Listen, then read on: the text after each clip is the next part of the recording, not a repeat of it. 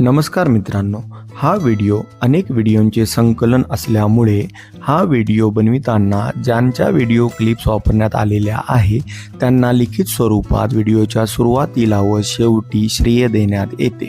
हा educational purpose video असून ज्याला हा शेअर करण्यात आलेला आहे त्याने तो पुढे शेअर करणे टाळावे। या व्हिडिओमध्ये लैंगिक समस्येसाठी उपयुक्त अशा अनेक व्यायामांचे वर्णन करण्यात आलेले आहे। हे व्यायाम सुरू करण्यापूर्वी डॉक्टरांनी दिलेला सल्ला जर आपल्याला योग्य समजला असेल तरच हे व्यायाम करणे फायदेशीर असेल। चला तर मग आपण लैंगिक समस्येमध्ये उपयुक्त असलेल्या अनेक व्यायामांची माहिती विस्तृतपणे या व्हिडिओमध्ये घेऊ। सर्वात प्रथम येतो तो बटरफ्लाय एक्सरसाइजेस। व्हिडिओमध्ये दाखविल्याप्रमाणे बसून मांडीच्या स्नायूद्वारे दोन्ही गुडघे जमिनीकडे दाबावे। याने मांडीच्या स्नायूंचा खूप चांगला व्यायाम होऊन लैंगिक क्षमता वाढण्यामध्ये खूप फायदा होतो। हा व्यायाम दररोज 30 ते 45 सेकंदापासून सुरू करून तो वाढवत जावा। सातत्याने हा व्यायाम केल्याने शरीराला अतिशय फायदा होतो। यानंतर शरीराला फायदेशीर व्यायाम म्हणजे कोब्रा एक्सरसाइजेस। यामध्ये नावाप्रमाणे कमरेखालील भाग हा जमिनीलगत ठेवून कमरेच्या वरील भाग हा नागाच्या फळ्याप्रमाणे उंच न्यावा व हाताद्वारे त्याचा व्यायाम व्हिडिओमध्ये दाखविल्याप्रमाणे करावा। या व्यायामामुळे पोटाचे तसेच कमरेचे स्नायू चांगले होतात व मणक्याचा देखील व्यायाम चांगल्या प्रकारे होतो। हा व्यायाम सर्वसाधारणपणे 15 ते 20 सेकंदापासून सुरू करून क्षमतेनुसार 1 मिनिटापर्यंत नेण्यास हरकत नाही। यानंतरचा व्यायाम म्हणजे पेल्विक टिल्ट एक्सरसाइज। यामध्ये पाठीवर झोपून गुडघ्यामध्ये पाय वाकवावा व व्हिडिओमध्ये दाखविल्याप्रमाणे कंबर वरच्या साईडला टिल्ट करावी। हा व्यायाम 15 ते 20 सेकंदापासून सुरू करून 40 ते 45 सेकंदापर्यंत नियमित करावा। याने पोटाचे खालील स्नायू त्याचप्रकारे कमरेच्या स्नायूंची ताकद चांगल्या प्रकारे वाढण्यास मदत होते। यानंतरचा फायदेशीर व्यायाम म्हणजे इनर थाय पल्सेस। नावात सांगितल्याप्रमाणे या व्यायामामध्ये देखील पाठीवर झोपून गुडघ्यामध्ये पाय फोल्ड करावा व आपल्या पायाच्या मांडीचे पल्सेस म्हणजे नियमित अशी हालचाल व्हिडिओमध्ये दाखविल्याप्रमाणे करावी। याने मांड्यांचे आतील बाजूचे स्नायू चांगल्या प्रकारे धष्टपुष्ट होतात व लैंगिक समस्या वाढण्यामध्ये याने फायदा होतो। हा व्यायाम देखील सर्वसाधारणपणे 30 ते 45 सेकंद एवढा नियमितपणे करावा। यानंतरचा व्यायाम म्हणजे बर्ड डॉग पोझिशन। यामध्ये व्हिडिओमध्ये दाखविल्याप्रमाणे 2 हात व पाय यावरती टेबल टॉप पोझिशन घेऊन विरुद्ध हात व पाय म्हणजेच उजवा पाय वर घेतल्यास डावा पाय व डावा हात वर घेतल्यास उजवा पाय या प्रकारे व्हिडिओ दाखविल्याप्रमाणे व्यायाम करावा। सुरुवात 30 सेकंदापासून करून 45 ते 1 मिनिटापर्यंत हा व्यायाम केल्याने पोटाचे लोअर साईडचे स्नायू त्याचप्रकारे मांडींचे देखील स्नायू चांगले बनतात।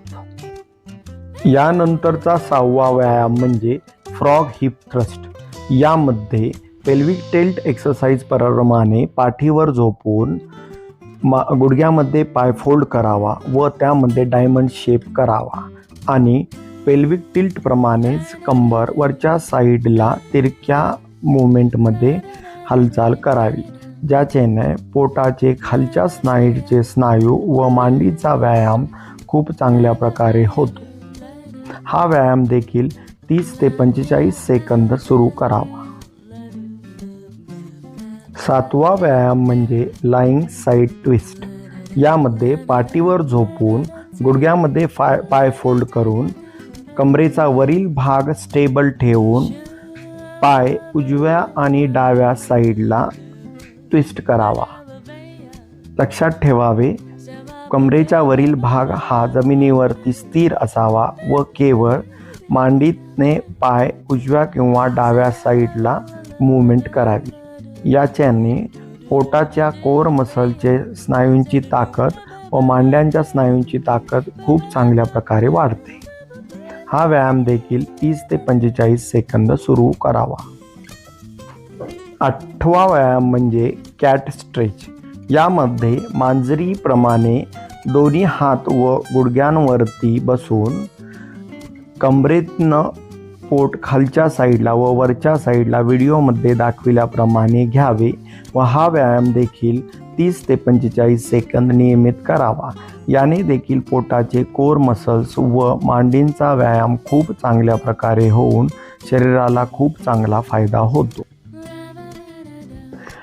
यानंतर येणारा 9वा व्यायाम म्हणजे पपी पोज।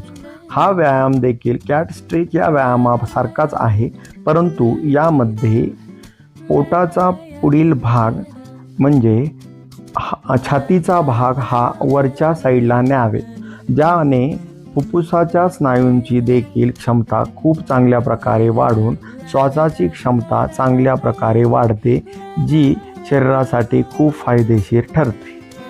हा व्यायाम देखील 30 ते 45 सेकंद नियमित करावा। यानंतरचा 10वा व्यायाम म्हणजे बेंट नी लाईन ट्विस्ट। या व्यायामामध्ये कॅट स्ट्रेच व पपी पोज या प्रकारेच हा व्यायाम कंटिन्यू करून यामध्ये डोक्याचा भाग हा दोन्ही हाताच्या मध्ये जास्त आतमध्ये घ्यावा, ज्याने कमरेच्या व मांडींच्या स्नायूंचा व्यायाम चांगल्या प्रकारे होतो। या 10 व्यायामाबरोबरच एक 11वा व्यायाम देखील आज आपण शिकणार आहोत। यामध्ये बर्ड डॉग पोझिशन प्रमाणे विरुद्ध म्हणजेच पाठीवर झोपून करण्यात येणारा हा व्यायाम असून यामध्ये उजवा पाय व डावा हात व डावा पाय व उजवा हात व्हिडिओमध्ये दाखविल्याप्रमाणे हालचाल करावी। हे दाखविलेले सर्व व्यायाम नियमित केल्याने शरीराची लैंगिक क्षमता तर वाढतेच, त्याबरोबरच कार्डिओ रेस्पिरेटरी म्हणजेच हृदय व फुफ्फुसाची क्षमता देखील पर्यायाने वाढते। हे सर्व व्यायाम नियमित करून त्याचा सातत्याने वापर केल्यास शरीराला खूप फायदा होतो। धन्यवाद।